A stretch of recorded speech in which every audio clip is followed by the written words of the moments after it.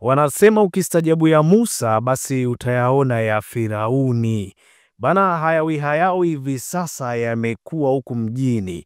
Kama vile ambavyo tulikuwa tunafahamu, ndani ya siku tatu hizi mtandaoni kulikuwa kunazungumziwa kweli juu ya mtoto wa msanii wa muziki kutokea nchini Tanzania ambaye ni Mario na bidada Paula Kajala.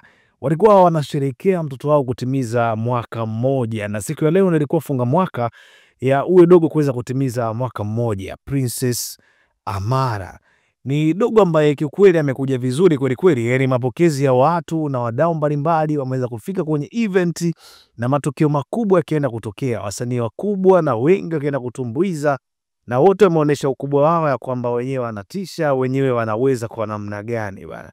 Lakini tukio kubwa ambalo limewaacha watu mdomo wazi ni kuanzia juzi Harmonize alikuwa anajiita babu yake Amara, yani mtoto wa Mario na yule binti ambaye ni mwanamitindo ambaye alisababisha penzi la Kajala na Harmonize kuweza kuvunjika bana, bidada Paula.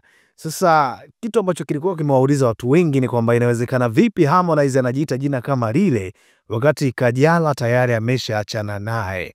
Akaenda kuacha watu mdomo wazi kweli kweli, lakini siku ya leo nadhani majibu yameweza kupatikana ni nini kilikuwa kinaendelea huko nyuma ya pazia. Lile penzi bana limerudi tena mjini. Kama ulikuwa unahisi unatamani kufanya umbea na ulikuwa umefurahia watu wawili kuachana, basi inatakiwa uweze kuacha mara moja. Siku ya nyuma nilipata kuelezea kwamba kuna Kajala 3 imeweza kuachiwa na ilisikika sauti ya Harmonize wakati bidada Kajala ameenda live Instagram. Watu wakasema bana, ili penzi zimerudi tena, na mimi nilikuambia hapa kupitia Locha Media ya kwamba penzi limerudi tena. Siku ya leo watu kupitia ngoma ambayo wameweza kuifanya kwa pamoja, wameweza kuimba, wameperform, wameweza kusherehekea kwa kiwango kikubwa kweli kweli kama babu na bibi wa binti Amara. Watu wameweza kuunganisha doto na kujua kweli ili penzi bana limerejea, na ndo maana hata tumeona range namba 3 ya kwake Kajala sasa hivi inazunguka tena huku mjini bana. Habari kubwa ambayo inaendelea kusumbua kweli kweli katika vichwa vya magazeti, watu wengi na mashabiki wengi wa penzi la Kajala na Harmonize wamefurahia kweli kweli watu wao kuweza kurudi tena pamoja na ukaweza kuonyesha kile kitu ambacho wenyewe wanakifurahia. Mashabiki wengi wamekuwa wakilipenda sana penzi lao, na wengi wakitamani sana penzi likapate kudumu.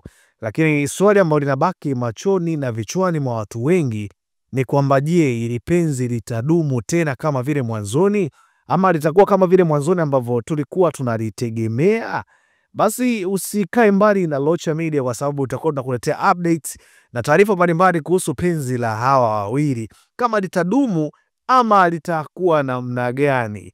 Matukio mawili ambayo yamesimamisha usiku wa leo ni Wasafi wakiwa kule Tarime na Princess Amara. Kwa hiyo Dogo Paten ameperform upande wa Amara na kweli vibe ilikuwa kubwa kweli kweli, na kila mmoja akienda kuandika historia yake kivyake. Mimi naamini katika sehemu ya comment itakuwa ni sehemu sahihi akapata kusikia kwamba unahisi ili penzi litadumu ama ndo yale ya kizungumkuti tu. Ndani ya siku mbili tunaona tena mabarua, mawakala mikubwa bana, wakala makubwa yanaenda kuachiwa katika kurasa zao za Instagram, YouTube. Mtu akianza kuimba bana, kumbe ile furaha ambayo Harmonize alikuwa anahitaji ni ile bidada Kajala kuweza kurudia tena mjengoni pale Konde Gang. Mimi sina zaidi bana, tukutane tena mpaka pale wakati mwingine. Bye bye.